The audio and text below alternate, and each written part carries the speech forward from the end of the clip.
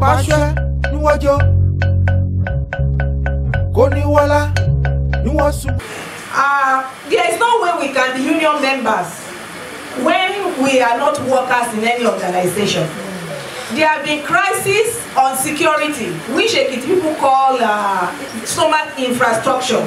In as much as we have that crisis and there is fear in the workplace, it will be very difficult for us to have the necessary membership. We still operate under fears in our various institutions and organizations.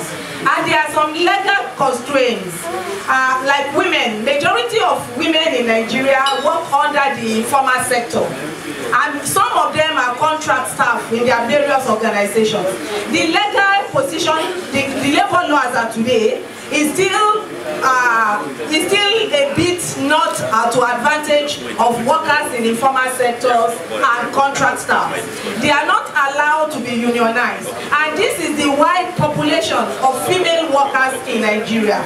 We need, just like my sister Lucy said, we need to go more into the decision making, the legal arm of the government, and make sure that every law that is passed, every bill that is passed into law, it is more of value and advantage to women and to the different sectors of the labor. The societal value.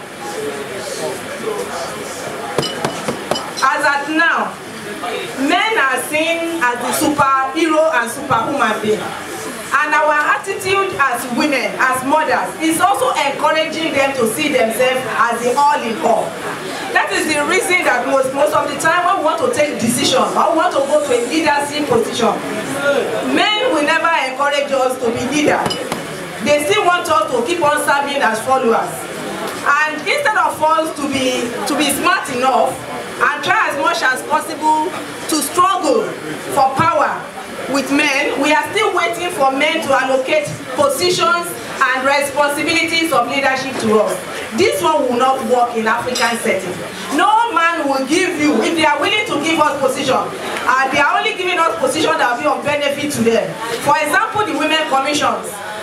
Women are encouraged in unionism, not because we want to be given position of leadership, but because they know that we have the necessary number and that our financial contribution will assist them in being leaders.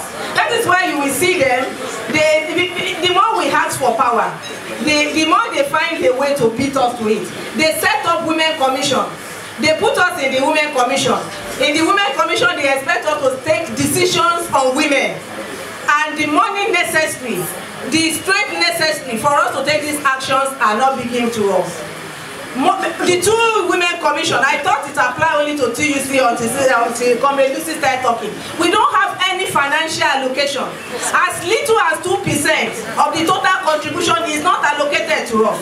Then what is the use of setting up a commission that doesn't have money or material or human resources to work with?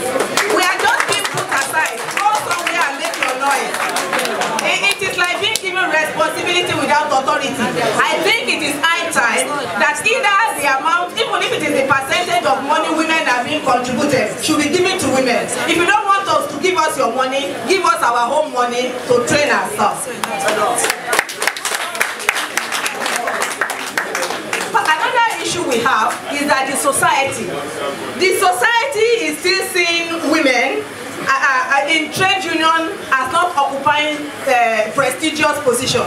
We are still being looked down upon. That is why even in our homes, most of our husbands and male relatives encourage us not to go into unionism.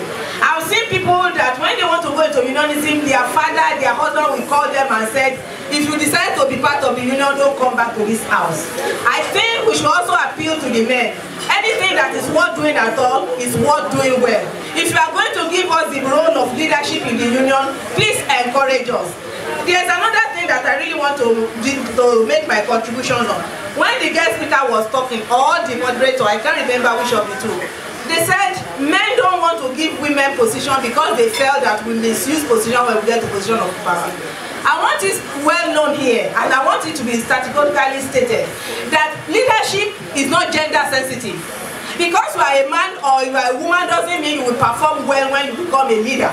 In unionism, what makes a good good leader is the relationship between the leaders and the followers, the tasks they are asked to do. It is not about psychological. Most of the time you make a woman a deputy president. The men under her are African women that are not willing to take authority and instruction from her. And you are challenging her that her character and her emotion does not make her to justify the position. How do you want her to work when there is a lack of relationship between the leader and the followers? Then I want also to say something that I've realized that in the union structure, there is nothing in the structure and the policy of the union that work in the advantage of the women.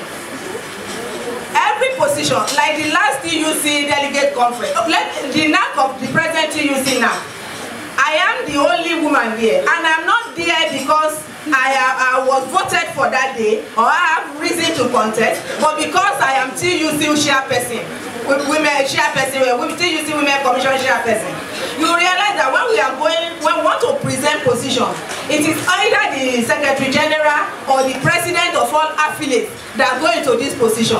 Until in all affiliates we are willing to make a woman either the secretary general or the president, there is no way we can be on top of the hierarchy of trade unions.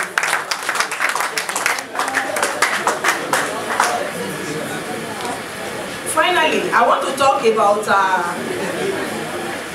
power. Power now not within the labor, but within the country. I remember there was an high-elo convention I attended, and there was a decision to be taken on maternity leave. Everybody, I'm just there as an observer, everybody that are there representing Nigeria as delegates are men.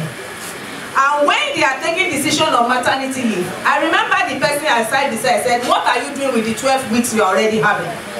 Because he's not a woman, he doesn't know the advantage of staying at home to nurse a baby. I want to appreciate Lagos State government that have already agreed to give men paternity leave. And we encourage all women that are hereby present that during this paternity leave, if you need to freight illness, please freight it for a day and let your husband be the father and the mother of that baby for a day for them to be able to appreciate what we are doing. I will also seize this opportunity to appeal to both leadership of TUC and NSC hereby present. If we claim that we are the owner of Labour Party, or we want to take decision about workers in Nigeria, we must be part of the ruling government. If we should stop the habit of selling our tickets of Labour Party to politicians that loot positions in their own party. For one, in Nigeria we have the number to win any election. When you give your position to a politician because it is a cash and carry, that politician will never listen to you or never take decisions that affect workers when they get to position of power. Thank you.